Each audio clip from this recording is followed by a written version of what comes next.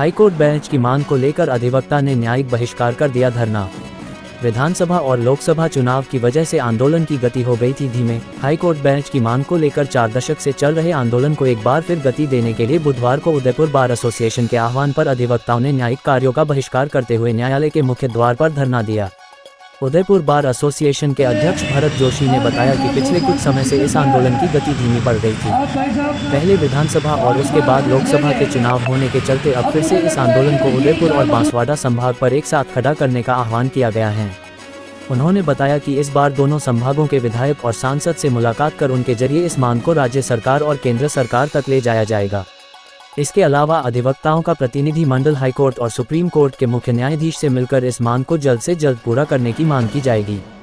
धरना स्थल पर वरिष्ठ अधिवक्ताओं ने एक कर अपने विचार रखे और कैसे इस आंदोलन को आगे बढ़ाए इस पर अपनी बात कही।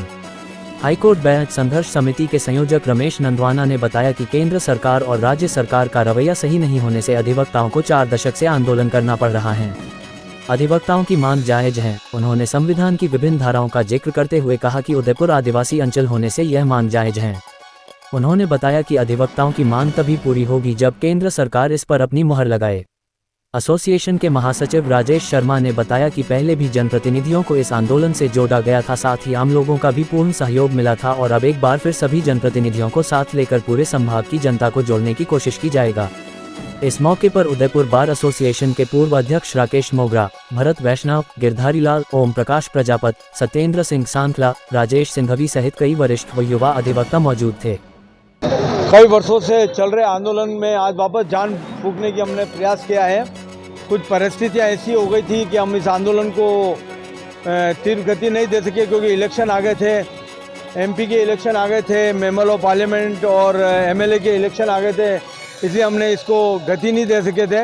लेकिन हमने वापस इसको गति देने का विचार किया है पूरी कार्यकारिणी ने, हमारे सहयोगी ने, संभाग समिति ने, और हम नित नए प्रोग्राम लाएंगे।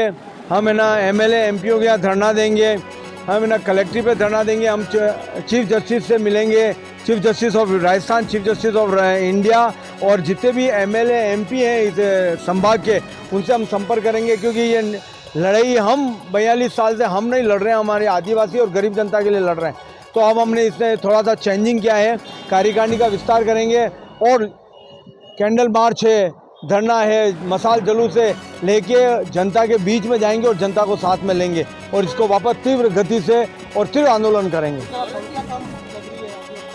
पिछले कई महीनों से आपने देखा होगा कि आंदोलन इलेक्शंस के अंदर ही रह गया है। इलेक्शन आने के कारण लोगों में इतना हमें नहीं प्रभावी रूप से जा नहीं पाए, लेकिन अब हम आज से जो हमने स्टार्ट किया है, लेकिन अब आने वाले समय में आप देखना सारे अधिवक्ता आएंगे। अधिवक्ताओं से हमें कोई परेशानी नहीं, अधिवक्ता हमारे साथ है।